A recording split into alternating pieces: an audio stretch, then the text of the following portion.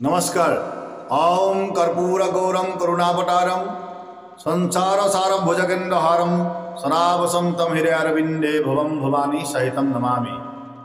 शांताकारं भुजगशयनं पद्मनाभं सुरेशं विश्वाधारं गगनसदृशं मेघवर्णं शुभांगं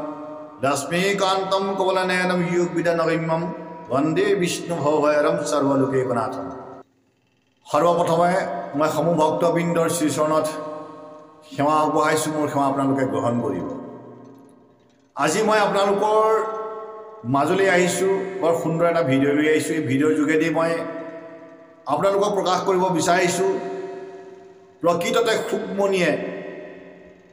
পৰীক্ষিত ৰজাক কি জ্ঞান প্ৰদান কৰিছিল মই চমুকৈ আপোনালোকক ক'বলৈ আগবাঢ়িছোঁ। আৰু এই জ্ঞানখিনি মই এটা কাহিনীৰ ৰূপত আপোনালোকক ক'বলৈ আগবাঢ়িছোঁ, যিটো কাহিনী আমাৰ শাস্ত্ৰৰ মাজত উল্লেখ আছে। আপোনালোকে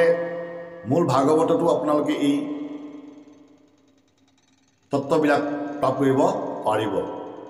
এতিয়া মই আপোনালোকক শুনাবলৈ আগবাঢ়িছোঁ যে প্ৰকৃততে সুকমণিয়ে পৰীক্ষিত ৰজাক কি জ্ঞান প্ৰদান কৰিছিল। আমি সকলোৱে জানো যে শ্ৰীমদ ভাগৱত আমাৰ এখন পবিত্ৰ ধৰ্মগ্ৰন্থ, আৰু সেই পবিত্ৰ ধৰ্মগ্ৰন্থৰ যোগেদি আমি সদায় ভক্তি কৰি আহিছোঁ, আৰু সেই ভক্তিৰ যোগেদি আমি পৰম ভগৱন্ত শ্ৰীকৃষ্ণ বা পৰমেশ্বৰ লাভ কৰিবলৈ সদায় চেষ্টা কৰি আহিছোঁ। কিন্তু প্ৰকৃততে আমাৰ সেই ভক্তি কিমান শুদ্ধ হৈছে আৰু কিমান অশুদ্ধ হৈছে তাকেই আমি অকণমান জানিবলৈ চেষ্টা কৰিছোঁ। প্ৰকৃততে আমি শ্ৰীমদ ভাগৱত শ্ৰৱণ কীৰ্তন কৰি বৈকুণ্ঠলৈ যাব পাৰিম নে নোৱাৰিম, এই বিষয়ে আমি অকণমান জানিবলৈ চেষ্টা কৰিম। যেতিয়া আমাৰ এই পৃথিৱীত কলি দেৱতাৰ আগমন হ'ল, কলি দেৱতাৰ আগমন হোৱাৰ লগে লগে আমাৰ এই পৃথিৱীত কি হৈ গ'ল, ধৰ্মহীন হৈ গ'ল। কোনো এটা স্থানত ধৰ্ম স্থিতি নাছিল, সকলো স্থানতে কি হৈ গ'ল, অধৰ্মই বিয়পি পৰিল। অধৰ্মী বিয়পি পৰাৰ বাবেই ভক্তি, জ্ঞান আৰু বৈৰাগ্য এই তিনিওজন কি হৈ গ'ল, বুঢ়া হৈ গ'ল, ক্ষীণ হৈ গ'ল। ভক্তি কোন আছিল? ভক্তি আছিল মা। জ্ঞান আৰু বৈৰাগ্য এই দুইজন ভক্তিৰ পুত্ৰ আছিল। তিনিওজন যেতিয়া বুঢ়া হৈ গ'ল, ভক্তিয়ে চিন্তা কৰিলে যে এই পৃথিৱীখনত যদি এনেকৈ যদি অধৰ্ম হৈ থাকে তেতিয়াহ'লে এদিন আমাৰ তিনিওজনে কি হ'ব, মৃত্যু হ'ব। গতিকে ভক্তিয়ে সেই চিন্তা কৰি ভাবিলে যে আমি এতিয়া ক'লৈ যাম। ভক্তিয়ে চিন্তা কৰিলে যে পূৰ্বত শ্ৰীকৃষ্ণ ভগৱন্তই ৰাধাৰ লগত একে সংগ হৈ বৃন্দাবনখন খুব সুন্দৰ পবিত্ৰ কৰি থৈ গৈছিল। গতিকে আমাৰ আৰু ক'তো ৰাস্তা নাই যাবলৈ, গতিকে আমি সকলোৱে কি কৰোঁ, বৃন্দাবনলৈহে যাওঁ। বৃন্দাবনত গ'লেহে আমি হয়তো ৰক্ষা পৰিম। এই বুলি ভক্তি মায়ে কি কৰিলে, জ্ঞান আৰু বৈৰাগক লগত লৈ বৃন্দাবনলৈ গমন কৰিলে। বৃন্দাবনলৈ গমন কৰি বৃন্দাবনত যেতিয়াই তেওঁলোকৰ খোজ পৰিল, খোজ পৰাৰ লগে লগে ভক্তি মাৰ কি হৈ গ'ল, গাভৰু হৈ গ'ল, অৰ্থাৎ সুন্দৰ হৈ গ'ল। তেওঁৰ চেহেৰা পাতি সুন্দৰ হৈ গ'ল, কিন্তু জ্ঞান আৰু বৈৰাগ্য বুঢ়া হৈয়ে থাকে। তেওঁলোকৰ কোনো শৰীৰ পৰিৱৰ্তন নহ'ল, যেনেকৈ বুঢ়া হৈ আছিল তেনেকৈ বুঢ়া হৈ থাকে। গতিকে কি কৰিলে, ভক্তি মাৰ চিন্তা হ'ল যে মই মাতৃ হৈ আজি মই গাভৰু নিবৰে হৈ গ'লোঁ, মই যৌৱন প্ৰাপ্ত কৰিলোঁ, কিন্তু মোৰ পুত্ৰ দুজন ডেকা যৌৱন হৈ কিন্তু কি হৈ গ'ল, বুঢ়া হৈ গ'ল। গতিকে মইনো কি জীয়াই থাকি কি কৰিম,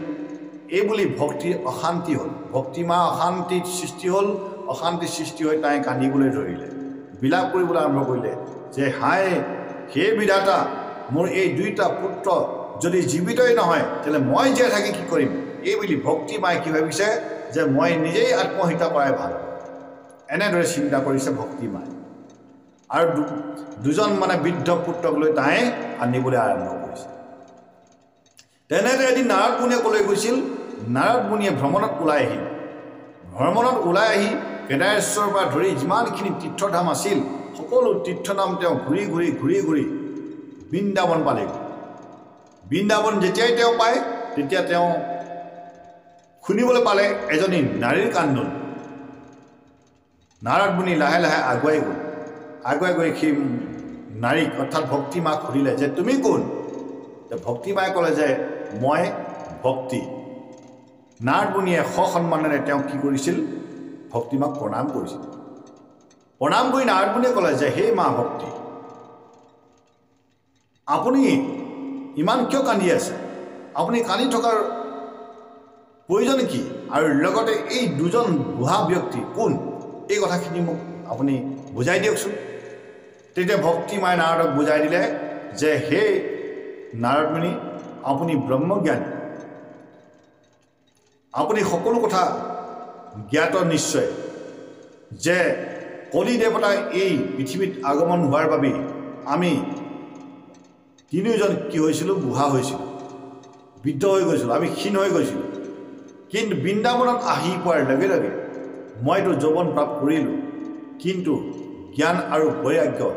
এনেকৈ থাকে কাৰণ এই বৃন্দাবনত ভক্তি আছে কিন্তু জ্ঞান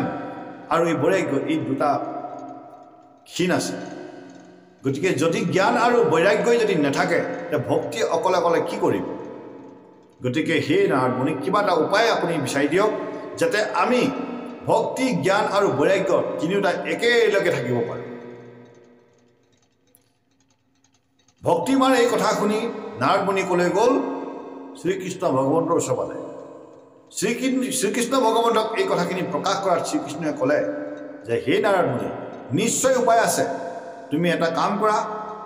ব্ৰহ্মা ওচৰলৈ যোৱা ব্ৰহ্মাই গোটেইখিনি তোমাক বুজাই দিব তেতিয়া নাৰদ মুনিয়ে ব্ৰহ্মা ওচৰলৈ গ'ল ব্ৰহ্মাক ক'লে হে পিতা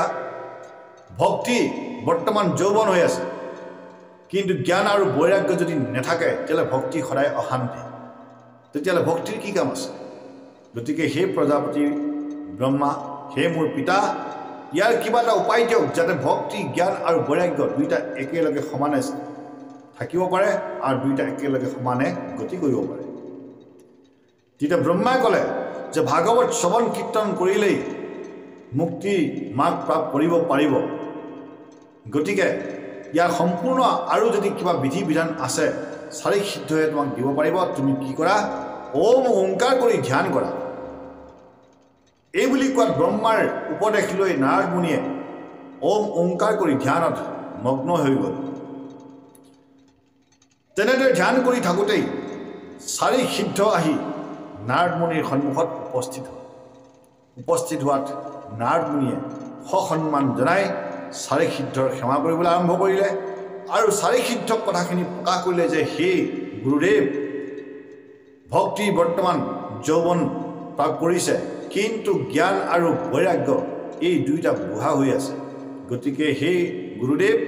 ভক্তি জ্ঞান আৰু বৈৰাগ্যক এই তিনিওটাক কেনেকৈ একেলগে যৌৱন কৰিব পাৰি কেনেকৈ তিনিওটাক একেলগে গতি কৰিব পাৰি ইয়াৰ কিবা মাৰ্গ যদি আছে সেই মাৰ্গটো প্ৰদান কৰক তেতিয়া সুন্দৰ হিচাপে চাৰি সিদ্ধই নাৰদ মুনিক জ্ঞান প্ৰদান কৰিছিল কি বুলি যে হে নাৰদ পবিত্ৰ গ্ৰন্থ হ'ল শ্ৰীমদ ভাগৱত শ্ৰৱণ কীৰ্তন কৰিলে মুক্তি পোৱাটো নিশ্চিত কিন্তু ইয়াৰ এটা বিধান আছে সেই বিধানটোৱেই হ'ল কি শ্ৰীমদ ভাগৱত শ্ৰৱণ কীৰ্তন কৰি তাৰ মধ্যত থকা জ্ঞানসমূহক আহৰণ কৰি সেই জ্ঞানক অৱলম্বন কৰি সেই জ্ঞানৰ যোগেদি কি কৰিব লাগিব বৈৰাগ্যক প্ৰাপ্ত কৰিব পাৰিব লাগিব বৈৰাগ্য অৰ্থাৎ কি মন চিত্ত শুদ্ধ কৰি একচিত্ত মনেৰে পৰমেশ্বৰক ধ্যান কৰিব লাগিব ইন্দ্ৰিয়সমূহক সংযম কৰিব লাগিব কাম ক্ৰোধ লোভ মোহ মদ মাংস এই সকলোখিনি পৰিত্যাগ কৰি বৈৰাগ্য ভাৱনাৰে কি কৰিব লাগিব পৰমেশ্বৰ ভগৱন্তক উপাসনা কৰিব লাগিব তেতিয়াহে সেই ব্যক্তিজনৰ আত্মাই গতি লাভ কৰিব পাৰিব এই কথাখিনি চাৰি সিদ্ধই কি কৰিছিল নাৰদ মুনিক প্ৰদান কৰিছিল কিন্তু আজি আমি কি কৰি আছোঁ আমি এতিয়া কি কৰি আছোঁ যে শ্ৰৱণ কীৰ্তনেই পৰম ধৰ্ম গতিকে শ্ৰৱণ কীৰ্তনকে আমি ল'লোঁ কিন্তু জ্ঞান আৰু বৈৰাগ্যক আমি এতিয়া কি কৰিছোঁ ত্যাগ কৰিছোঁ কিহৰ বাবে কাৰণ সেইবোৰ যোগ ধৰ্ম নহয় কাৰণ যদিহে আমি বৈৰাগ্য ধাৰণ কৰিবলগীয়া হয় একচিত্ত মনেৰে যদি আমি ভক্তি কৰিবলগীয়া হয় তেতিয়াহ'লে সেই চাৰি সিদ্ধই কি কৈছিল যে ওম ওংকাৰ কৰিহে পৰমেশ্বৰক যোগ অভ্যাসৰ দ্বাৰা লাভ কৰিব পাৰি এই জ্ঞানটোহে প্ৰদান কৰিছিল আৰু এই জ্ঞানখিনিকে সুকমুনিয়ে পৰীক্ষিতক দিছিল কিন্তু আজি আমাৰ যিবোৰ গ্ৰন্থ আছে ধৰ্মগ্ৰন্থ আমাৰ যি ভাগৱত আছে সেই ভাগৱতত আমি কি পালোঁ শ্ৰৱণ কীৰ্তনক শ্ৰেষ্ঠ বুলি পালোঁ কিন্তু বৈৰাগ্য যিটো ধাৰণ কৰি যে ওম ওংকাৰ কৰি যোগ অভ্যাস কৰি পৰমেশ্বৰ ভগৱন্তৰ যে নাম ল'ব লাগিব সেই বস্তুটো কিন্তু আমি এতিয়া নেপালোঁ নোপোৱাৰ বাবে এতিয়া কি হৈছোঁ এতিয়া আমি কেৱল শ্ৰৱণ কীৰ্তনতেই আমি সীমিত হৈ ৰ'লোঁ এই শ্ৰৱণ কীৰ্তনৰ পৰা কিন্তু আমি আগবাঢ়িব নোৱাৰিম আৰু সেইবাবে কি হৈ গ'ল এতিয়া যোগ ধৰ্ম কৰি ধ্যান যোগ অভ্যাস এইবোৰ কলি ধৰ্ম নহয় বুলি আমাক কি কৰিছে এতিয়া প্ৰকাশ কৰি সেই যোগ অভ্যাসৰ পৰা অৰ্থাৎ যিখিনি আমি বৈৰাগ্য অৱলম্বন কৰি যে যোগ অভ্যাস কৰি পৰমেশ্বৰ ভগৱন্তক যে আমি প্ৰাপ্ত কৰিব লাগিছিল তাৰ পৰা আমি এতিয়া কি হৈ গ'লোঁ বঞ্চিত হৈ গতিকে এতিয়া মই এইখিনিয়ে ক'ব বিচাৰিম তেন্তে আমি এতিয়া বৰ্তমান আমাৰ আত্মাই গতি প্ৰাপ্ত কৰিব পাৰিবনে নোৱাৰিব এতিয়া সেইটো আমি চিন্তা কৰিব লাগিব আৰু প্ৰকৃততে আমি শুদ্ধ ধৰ্ম আমি কৰিছোঁনে নাই আমি তাকো চিন্তা কৰিব লাগিব আৰু প্ৰকৃততে আমি ভাগৱতৰ যি জ্ঞান সেই জ্ঞানখিনি আমি আহৰণ কৰিব পাৰিছোঁনে নাই আৰু ভাগৱতৰ জ্ঞানখিনি আহৰণ কৰি আমি বৈৰাগ্য ভাৱ আমাৰ হৃদয়ত জন্ম হৈছেনে নাই এইখিনি এতিয়া আমি নিজক নিজকে চিন্তা কৰি লোৱাটো উচিত হ'ব আৰু গতিকে যদিহে আমি নিজকে যদি বৈৰাগ্য ভাৱনা আনিব পৰা নাই তেতিয়াহ'লে আনৰ ধৰ্মকো আমি তুচ্ছ তাচ্ছিল্য কৰাটো ভুল হ'ব গতিকে আনৰ ধৰ্ম আনৰ উপাসনা পদ্ধতিক এক্সপাৰ্ট টেবলেট বুলি পেলাই যদি আমি ব্যৱহাৰ কৰোঁ আনৰ ভক্তি আনৰ দেৱক এক্সপাৰ্ট টেবলেট বুলি পেলাই যদি আমি আচৰণ কৰোঁ তেতিয়াহ'লে নিশ্চয় আমি অনুভৱ কৰিম যে যিসকলে এনেদৰে আচৰণ কৰে সেইসকলৰ ভাগৱত ধৰ্মৰ অকণমান জ্ঞান কম আছে গতিকে সেই ভাগৱত ধৰ্মৰ জ্ঞানখিনি তেওঁ পালন কৰিহে বা আহৰণ কৰিহে তেওঁ ভক্তিটো অৱলম্বন কৰক বা আনক উপদেশ দিয়ক মই এইখিনিহে নিবেদন কৰিম ঠিক আছে পুনৰ লগ পাম এই কাহিনীটোৰ পৰা আপোনালোকে নিশ্চয় কিবা এটা বুজি পাইছে এই আখ্যানটোৱে আমাক বহুতখিনি কথা জ্ঞান প্ৰদান কৰিব পাৰে এই আখ্যানটোৰ দ্বাৰা আমি বহু কথা কিছুমান আমি জানিব পাৰোঁ এই আখ্যানটোৰ দ্বাৰা আমি আধ্যাত্মিক জ্ঞানৰ যিটো